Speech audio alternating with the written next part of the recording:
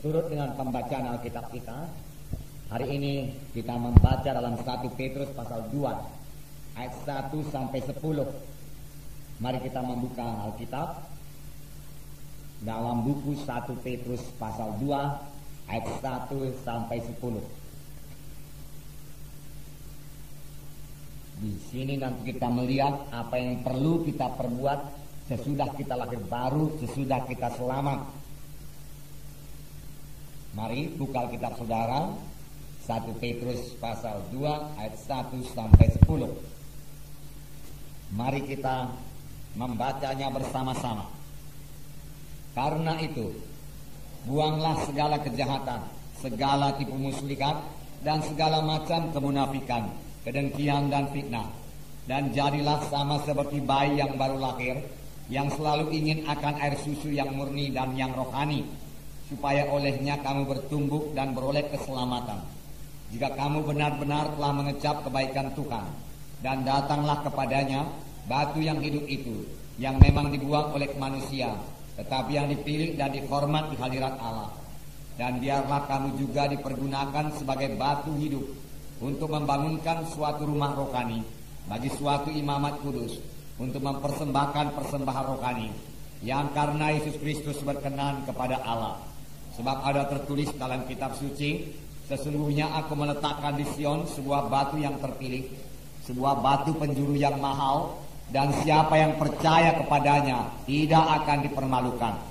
Karena itu bagi kamu yang percaya, ia mahal. Tetapi bagi mereka yang tidak percaya, batu yang telah dibuang oleh tukang-tukang bangunan telah menjadi batu penjuru, yang juga telah menjadi batu sentuhan dan suatu batu sandungan.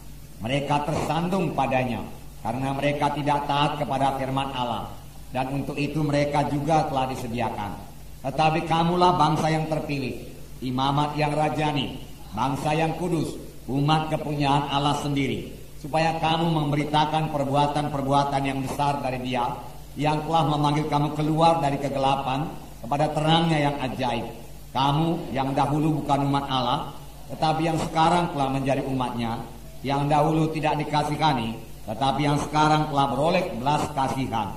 Nah, saudara, firman Tuhan ini dimulai dengan perkataan karena itu.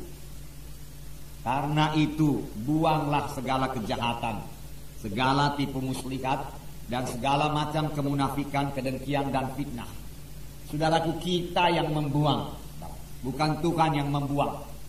Tuhan sudah lama membuangnya dari kita.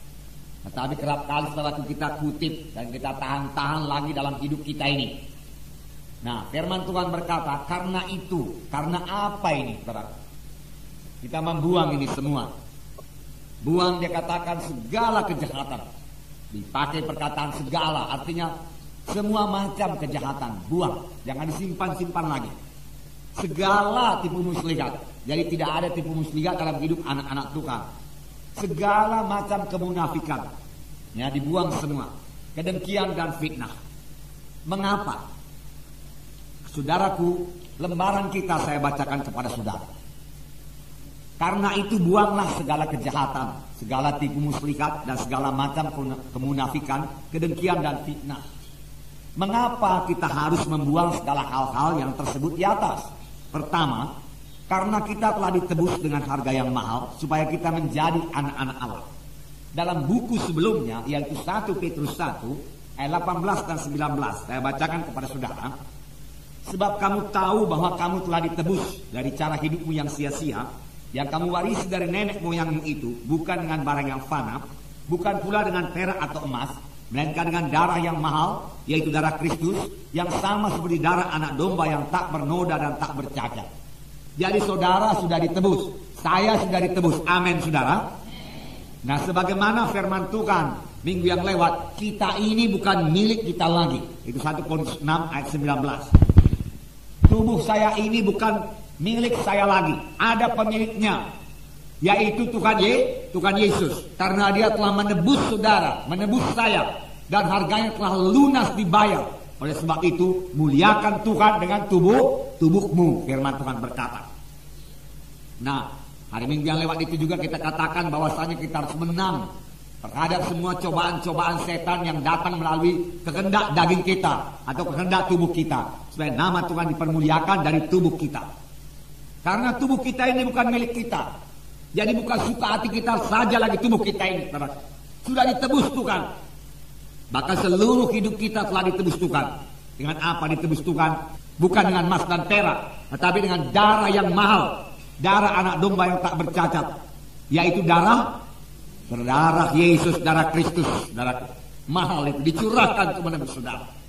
Karena itu, karena saudara sudah ditebus dan saudara sudah selamat, saudara bukan milik saudara lagi.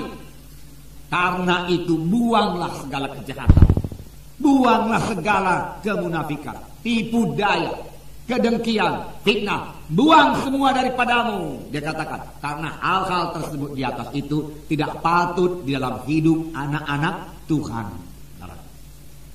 Itu bukan bahagian hidup anak-anak Tuhan. Dahulu itu bahagian hidup kita sebelum kita selamat. Nah, yang kedua dikatakan, mengapa ya kita buang segala perkara-perkara di atas itu tadi? Kedua, karena kita telah dilahirkan baru oleh firman Allah. Kita telah lahir baru menjadi kejadian yang baru. Perkara lama lenyap, jangan disimpan-simpan lagi. Perkara baru timbul. Saudara adalah kejadian baru. Amin, saudara. Ya, kejadian baru. Dalam 1 Petrus 1:23 saya bacakan kepada saudara. Baik, kita sama-sama membacanya. 1 Petrus 1:23. Mari kita baca. Karena kamu telah dilahirkan kembali, bukan dari benih yang fana, tetapi dari benih yang tidak fana, oleh firman Allah yang hidup dan yang kekal. Ya. Telah lahir baru. Jangan bimbangkan ini, saudara. Saudara sudah lahir baru. Amin, saudara. Ya, lahir baru. Apa yang melahirkan kita baru? Yaitu firman Allah yang hidup dan kekal. Buku Yohanes mengatakan dari air dan roh, dari firman Allah dan roh Allah. Sepanjang kita sudah menerima Yesus, kita menerima kehidupan. Kita lahir baru. Siapa yang memiliki Yesus, dia memiliki hidup baru sebenarnya. Siapa yang tidak memiliki Yesus, tidak memiliki hidup baru. Karena itu buang semua yang lama. Buang. Nah, karena kita sudah lahir baru, tidak patut lagi hal tersebut lengket dalam hidup anak-anak Tuhan. Buang, lepaskan. Karena saudara sanggup membuangnya. Tuhan tidak menyuruh kita suatu perkara yang kita tidak sanggup melakukannya. Kita tidak dibawa perhambaan dosa lagi. Sepanjang kita mau menolaknya bebas. Kamu akan mengenal. Kamu akan mengenal. Kamu akan mengetahui. Mengetahui apa? Apa, saudara? Kebenaran. Dan kebenaran itu membebaskan kamu. Jadi bagaimana supaya kita bebas? Tahu, mengerti. Sekedar kebenaran saja, sudah ada kebenaran, sudah ada Yesus. Tapi kalau saudara tidak mengetahui kebenaran itu, tidak mengetahui firman Tuhan itu, maka kebenaran itu tidak membebaskan saudara.